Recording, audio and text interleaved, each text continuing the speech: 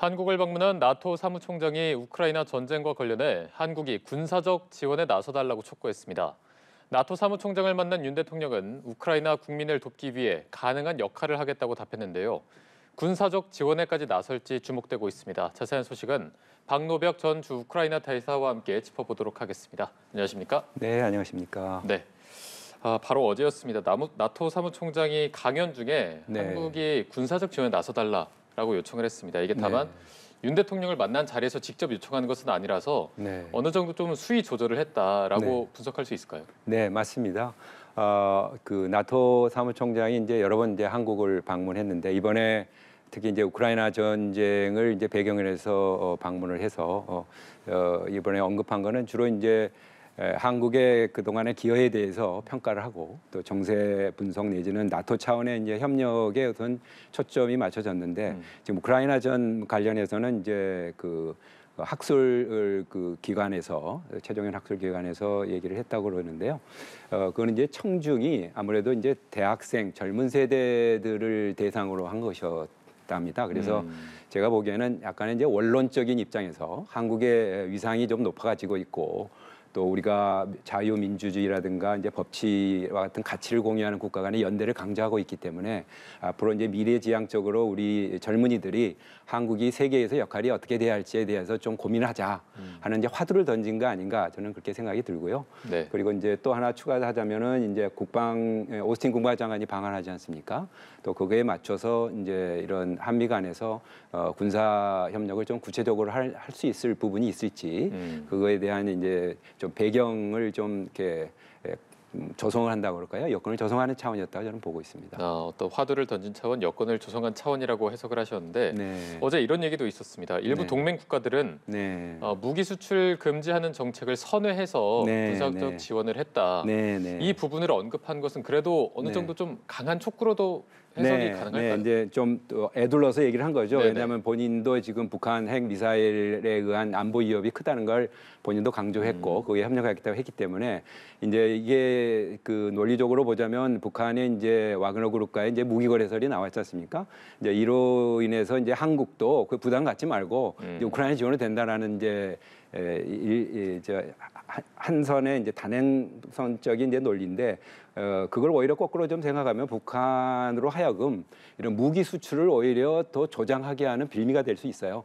그동안에 이제 이런 미사일을 수출해서 외화벌이를 하겠다는 그런 그 시도들이 있었거든요. 그런 게 하나고 또 두 번째는 이제 이런 그 러북 간에 정말 밀착이 정말 되면 우리가 군사 지원을 강하게 해서 확대를 해서 그러면은 이제 러시아와 이제 북한 간에 정말 신냉전 구도를 아무도 원하지는 않는데 북한도 원하지 않는다고 자기들이 했습니다만은 그런 형국이 결코 바람직하지 않습니다. 그리고 이란 그 샤헤드 그 무인기 그 지원을 해줬지 않습니까? 러시아에 대해서.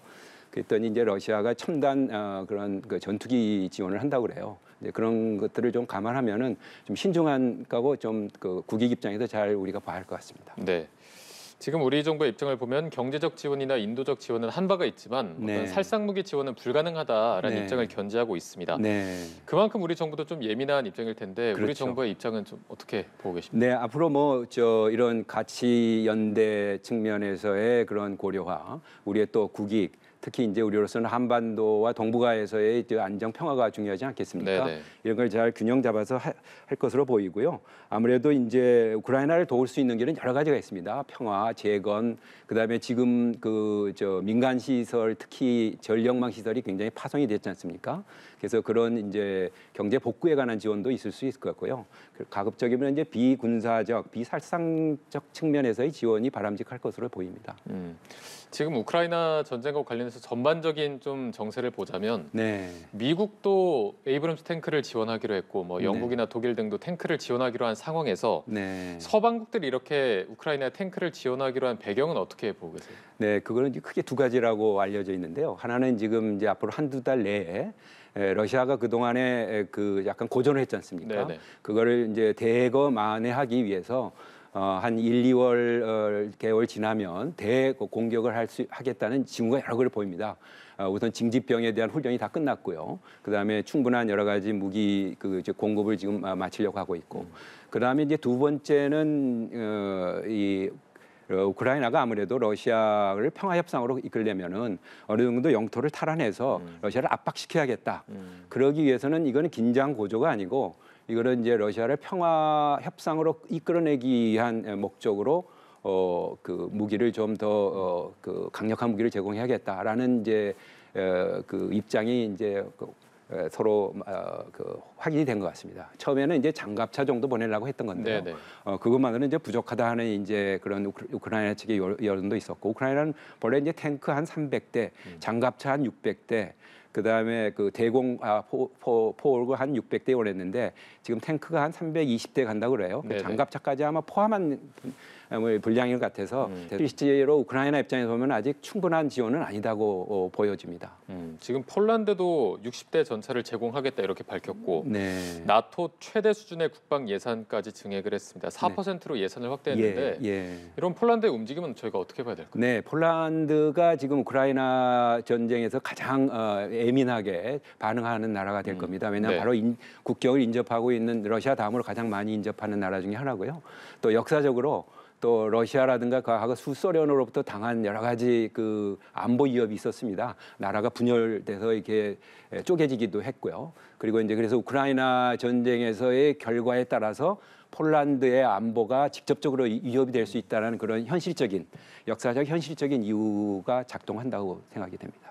지금 러시아 입장을 보면 미국과 독일 전체에 현상금을 걸었습니다. 이 탱크를 잡으면 9천만 원을 제공하겠다 이런 부분이 있는데 상당히 예민하게 반응 것 같아서 확전 가능성도 저희가 좀 우려할 필요가 있을 것 같습니다. 네, 뭐 전쟁을 하다 보면 뭐 여러 가지 이제 상황이 벌어질 건데요.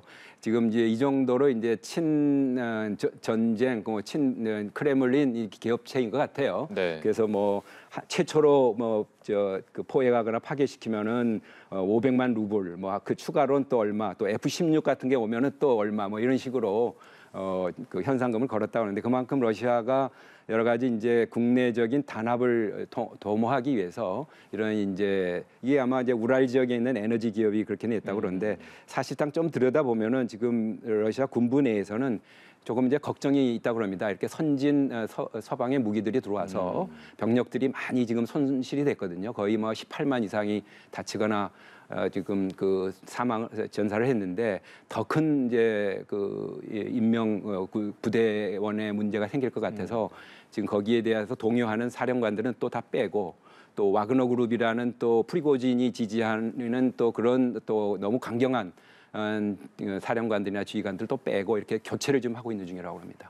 사실상 지금 우크라이나는 전투기를 제외하고는 많은 부분을 지원을 받았습니다. 지금 더 요구사항을 보면은 전투기 지원, 그리고 장거리 미사일 같은 부분을 더 요구하고 있는데 확실히 공중전력은 우크라이나가 열세라는 분석이 많았어서 그런 차원에서 계속 요구를 하고 있는 걸까요? 그런 측면도 있죠. 그리고 기본적으로 아무래도 이제 우크라이나는 이제 지금 전쟁이 어떤 결과를 하든 간에 나토식 무기 체제로 갈 겁니다. 그래서 이 무기라는 게 그냥 승인한다고 해서 결정한다고 해서 그냥 오는 게 아니고, 그게 훈련도 받아야 하고 뭐 여러 가지 그 보수 수리 같은 그런 능력도 갖춰야 하기 때문에 시간이 많이 걸립니다. 그래서 그런 이제 현실적인 공급을 받아서 현장에 투입할 때 필요한 그런 부분이 있기 때문에 그 요구를 막 굉장히 많이 그 지금 보이기는 하는데, 사실상 그게 제때 들어오지 않아 가지고 우크라이나가 많이 고전했다는 거고요. 또 이렇게 이제 강력한 무기 체제를 갖춘 우크라이나가 갖춰져야 추후에 러시아가 이제 더 이상 넘보지 않을 거다라는 데 대한 컨센서스는 어느 정도 있는 것 같습니다. 어쨌든 지금 상황은 공중 전력이 우크라이나가 많이 열세이기 때문에 전투기를 계속 요청하고 있지만 바이든 대통령은 딱 잘라 대답을 했습니다. 지원할 거냐 물어보니까 F-16 전투기 지원 없다라고 딱 잘라서 말했는데 배경은 아무래도 이제 그 바이든 대통령으로서는 이 그 탱크 지원을 하려고 굉장히 애를 많이 쓰셨어요. 왜냐하면 독일이 숄츠 총리하고 통화하면서 뭐 이렇게 해서 한 달 동안에 굉장한 이거를 가지고 노력을 많이 했기 때문에 또 추가로 또 이제 F-16 가지고 얘기를 한다는 게 굉장히 정책으로 부담이 있었을 겁니다만은 실제로 지금 F-16 문제는 사실 이게 제4대 전투기고요. 그 F-16보다 더 나은 그 스텔스 기능을 가진 F-35 뭐 이런 전투기가 있기 때문에 이거는 약간 구형으로 지금 쳐지는 무기고요. 그래서 펜타곤 국방부라든가 일부 그 록히드 마틴 같은 쪽에서는 이거 얼마든지 그 결정만 내리면 보낼 수 있다라는 약간의 그 내부적인 또 의견 조율이 또 있다고 그럽니다. 그래서 아마 이건 시간을 또 좀 봐야 할 것 같습니다. 종국에는 지원할 거라고 보십니까? 아마 지원이 필요하다면 할 수 있을 거라고 봅니다. 왜냐하면 지금 프랑스나 네덜란드 같은 경우에는 조건부로 네. 보낼 수도 있다라는 입장인 것 같아서 네. 나라마다 이렇게 조금씩 온도 차이가 있는 이유는 어떻게 봐야 되겠습니까? 네, 그 유럽 나라들이 조금 한 세 갈래로 분류를 해볼 수 있어요. 나토 30개국인데 거기에 특히 유럽 쪽에서 이제 지금 프랑스라든가 네덜란드, 폴란드 이런 나라들은 전략 문화 전통이 좀 다른데요. 네. 같은 유럽이라도 그 나라들은 이런 국방력을 하나의 국방 태세를 위해서 굉장히 적극적으로 활용하고 배치한다. 뭐 이런 전략 문화를 가지고 있는 나라들이 있고 독일이라든가 뭐 이태리 같은 나라는 또 약간 그런 협상의 도구로 협상을 중시하는 나라라고 해요. 그 외에 이제 뭐 헝가리나 오지리 같은 나라는 좀 경제적인 걸 중시하는 나라고요. 그래서 지금 보시면은 약간의 이제 이런 전략 문화적인 차이가 있는데 아무래도 이제 나토라는 동맹이라는 큰 틀에서는 이 미국을 중심으로 연대를 지금 계속하고 있고 특히 이번 러시아의 그런 침공으로 인해서 오히려 나토의 결속이 더 강화됐다고 볼 수 있고요. 지금 약간의 그런 이제 미세한 그 뉘앙스 차이다 이렇게 보시는 게 맞을 것 같습니다. 나토 간의 결속력은 더 강화되는 측면이 있다라고 보시는데 네, 지금 네. 동유럽 국가와 서유럽 간의 입장 차이가 조금 더 첨예해지면 네. 뭐 앞으로 유럽 국가들 간의 응집력이 약화될 수 있다라는 지적은 그럼 어떻게 보고 계십니까? 네, 그거는 이제 그 동안에 러시아하고 전쟁으로 인해서 뭐 경제난도 있었고 그죠? 우리도 지금 가스급이 올라가지고 굉장히 심하지 않습니까? 네네. 유럽은 더 심합니다. 우리는 한 40%인데 거기는 2배, 3배 됐으니까요. 그래서 이런 이제 안보 문제 도전에 대해서 얼마나 길게 가져갈 거냐 하는 이제 시기와 방법의 문제에서는 약간 차이는 있어도 이런 그 유럽의 궁극적으로 안보 위협이 될 부분에 대해서는 뭐 방위비도 느리고 그 원칙적인 입장에서는 굉장히 단합이 돼 있다고 보실 것 같고요. 그다음에 이제 장기화됐을 경우에 좀 문제가 아무래도 이제 이견 조정이 나와야 할 것 같습니다. 네. 지금 독일의 입장을 저희가 좀 주목을 해봐야 될 것 같습니다. 네. 독일 총리 같은 경우는 우크라이나 전투기 요청에는 굉장히 난색을 표했고요. 그렇죠. 예. 푸틴 대통령과 계속해서 소통을 해 나가겠다 네. 이런 입장을 밝혔습니다. 지금 네. 독일의 입장은 저희가 어떻게 봐야 되겠습니까? 네, 독일이 이제 기본적으로 아까 말씀드린 대로 이제 러시아하고의 역사적인 그런 경제적인 관계가 깊었기 때문에 또 전략 분야가 이런 대화 협상을 중시하는 나라이기 때문에 그런 그 숄츠 총리의 이제 대화를 중시하는 입장이 나오는데요. 결국은 대화도 결국은 푸틴 대통령이 철군을 다 해야 한다는 전제가 간철돼야 한다고 숄츠 총리가 얘기했더라고요. 그래서 그러면 그렇게 되려면은 미국과 뭐 이런 이제 프랑스, 폴란드하고 전체적으로 연대하는 모양은 궁극적으로 맞춰질 거고요. 다만 이게 이제 3인당이라는 이제 국내 정치적인 메커니즘이 있습니다. 그쪽은 아무래도 이제 러시아하고의 좀 관계를 좀 중시하기 때문에 좀 그런 면에서 이게 국내 정치 조정 과정을 좀 숄츠 총리가 하기 때문에 이제 그런 발언들을 좀 하시게 되지 않을까 이런 생각이 듭니다. 네, 지금 전 세계적으로 이런 맥락에서 봤을 때 중요한 건 이제 우리나라는 어떻게 대응을 할 것이냐. 네. 어제 나토 총장이 우회적으로나마 군사적 지원을 요청을 했기 때문에 네. 우리나라의 군사적 지원 여부에 대해서는 어떻게 평가하십니까? 네, 2차적으로 이 문제에 대한 시각은 아무래도 전 세계적으로 영향 미치는 건 맞습니다. 그렇지만 이게 1차적으로 이제 유럽에서 발생한 문제이기 때문에 유럽의 그런 나라들이 2차적으로 그걸 감당을 해내면서 해결하는 게 맞는 거고요. 우리는 이제 연대하는 차원의 방법이 아무래도 그 동안에 비살상용 비무기 체계 그런 지원을 중심으로 하는 게 맞는 것 같고, 많이 필요하다면 이제 지난번에 이제 언론 보도로 통해서 나왔습니다마는 폴란드라든가 뭐 이런 제3국이 무기를 우크라이나에 지원함으로써 공백이 생긴 거에 대해서 보완을 해주는 정도, 뭐 이런 간접적인 그런 그 직접적인 지원은 아니고요.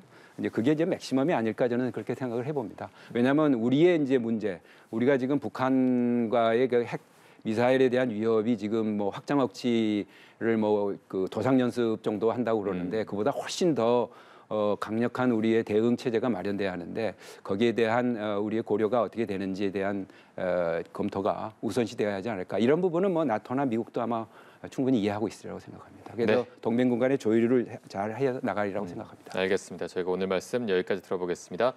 지금까지 박노벽 전 주 러시아 우크라이나 대사와 함께 짚어봤습니다. 오늘 고맙습니다. 네, 감사합니다.